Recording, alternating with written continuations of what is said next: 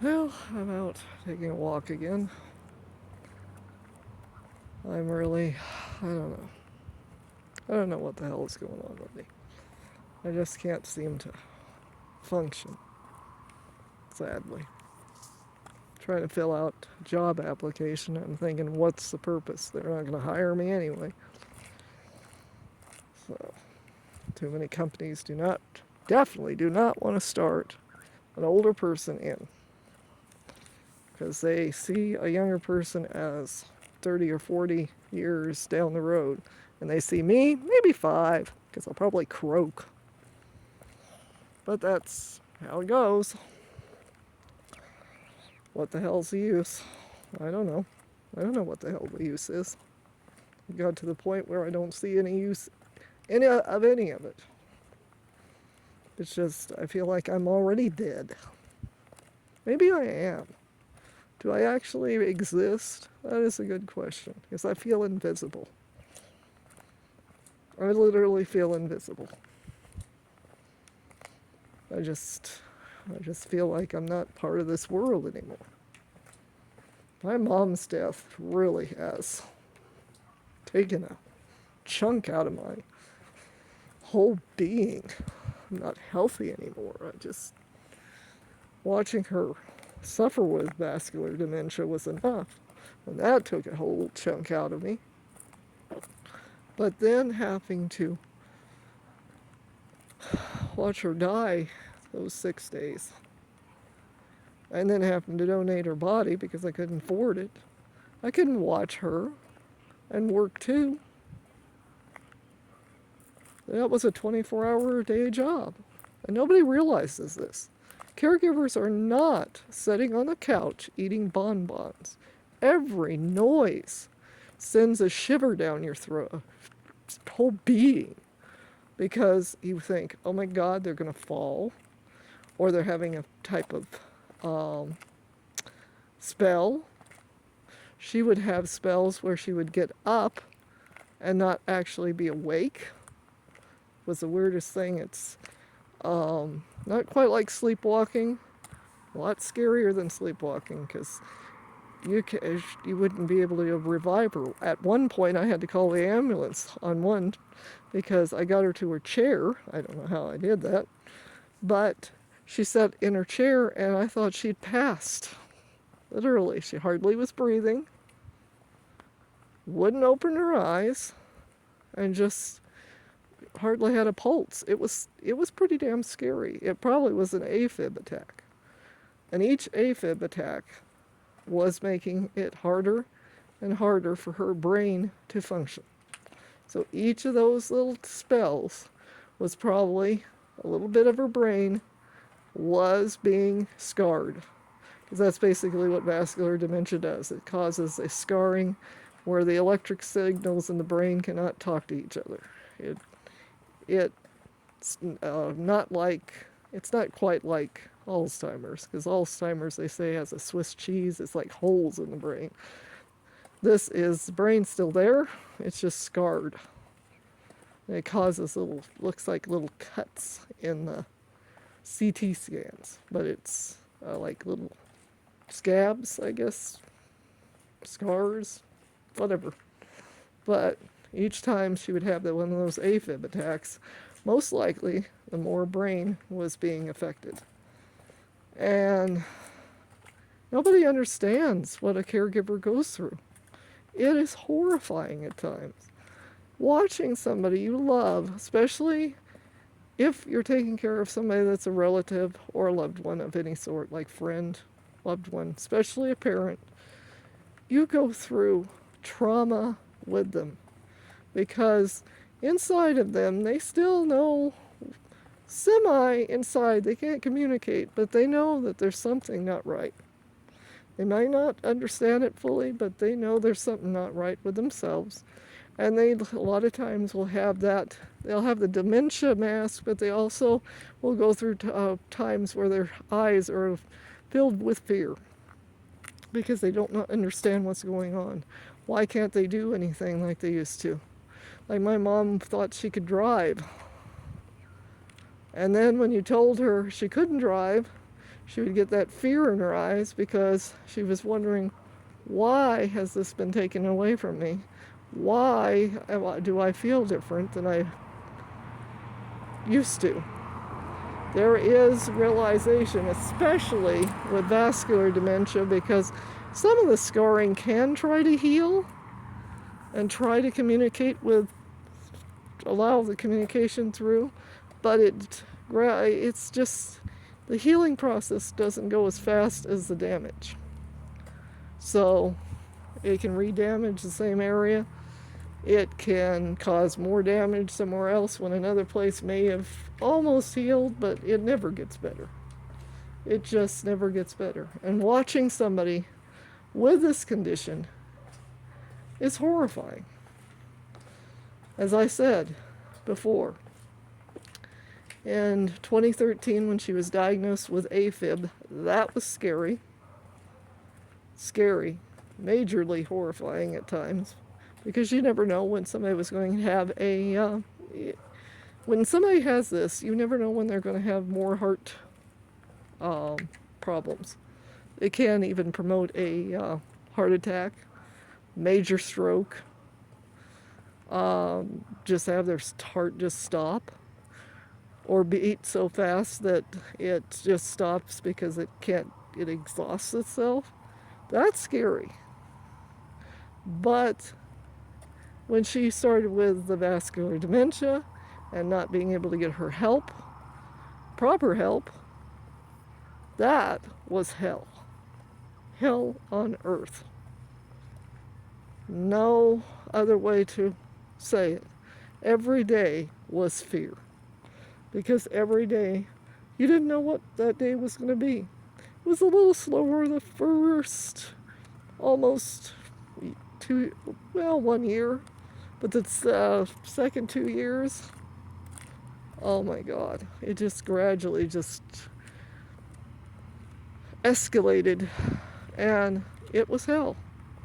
But those 6 days of her dying and then having to donate her body to science, I think literally was torture. I haven't had a good night's sleep for almost 3 years, and over 3 years. And since those 6 days, I don't feel normal. I have anger issues, I have grief issues, I have suicidal feelings that just won't pass. They just keep coming up on me because anything I try, I fail at. I can't find work. I fill out application after application. Today I had a job interview with this company that's called Vector. They sell knives. And come to find out, they want college, high school, kids that's almost graduated from high school and college students to sell them because they kind of cheat them out of proper income. And I guess there's been lawsuits. I didn't know about that. But after being interviewed on the computer and listening to what was going on, I figured out pretty much it's a scam that's just under the limits of the law. Because they literally use these poor kids, mostly college students and almost graduating high school students, ones that's maybe a year from graduating. They are taking them in and training them to sell cutlery to people that's 30 or over. And I'm over 30, so I should have been the one that was being sold them instead of the one being the person trying to sell. But they try to say that they want people over 30 that has their good jobs. How the hell you're supposed to sell to your friends and family. That is not going to last very long.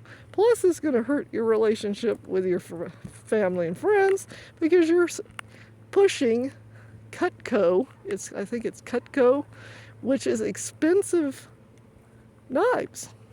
So basically, you're trying to get your family that may not, or your friends that may not have enough money to buy stuff off of you, and you're supposed to use that guilt trip. Oh, well, I'm your family or your friend. Come on, you have to buy from me to do it. How does that affect relationships and families and friends? That is not a good way to start a sales career.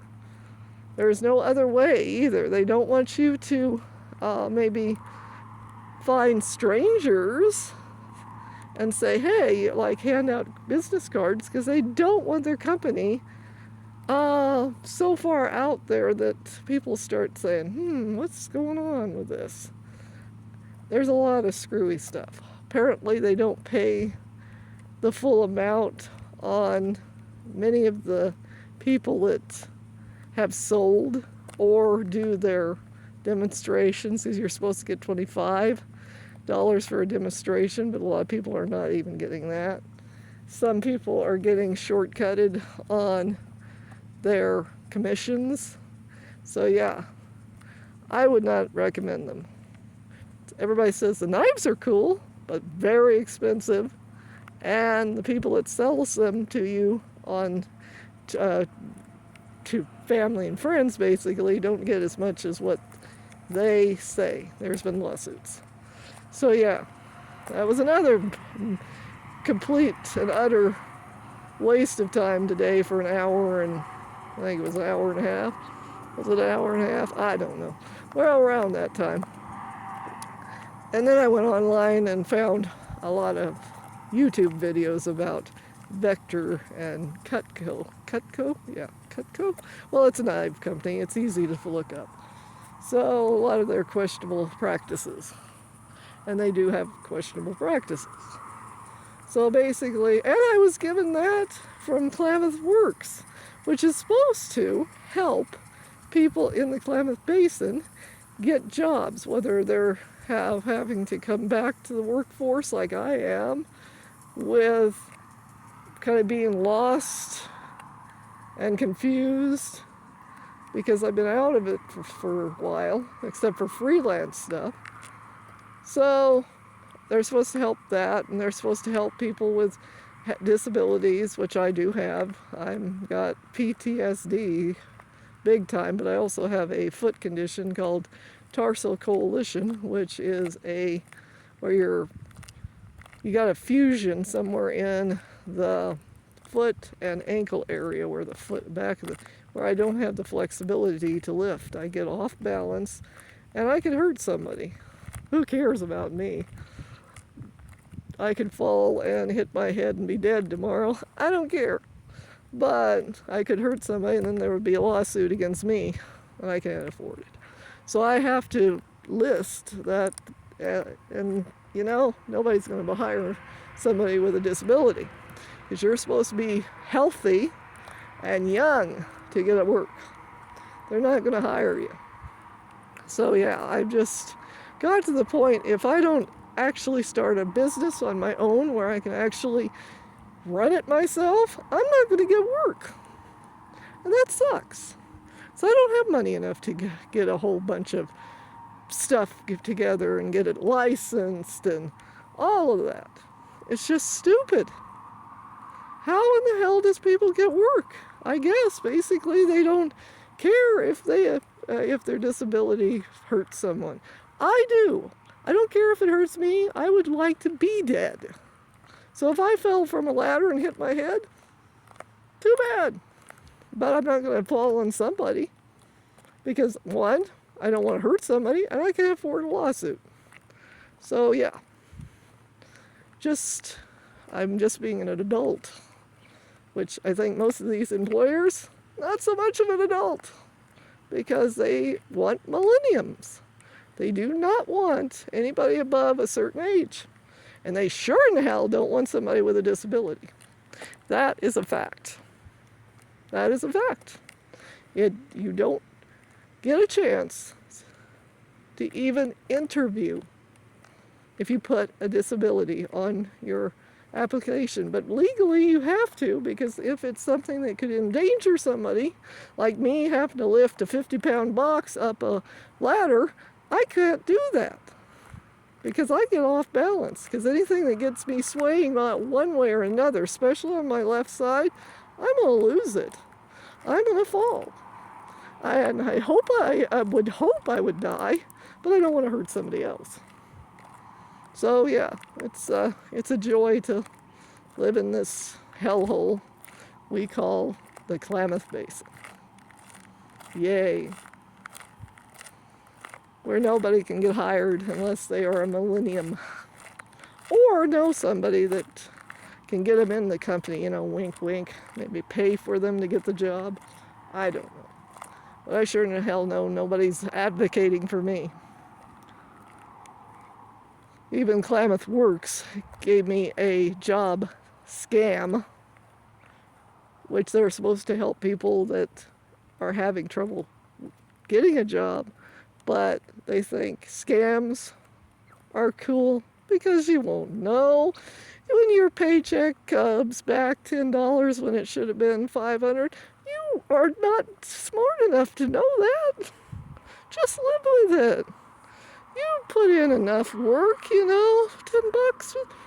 It's like babysitting. Seriously, what the hell? I just don't get it all. Talk to you later.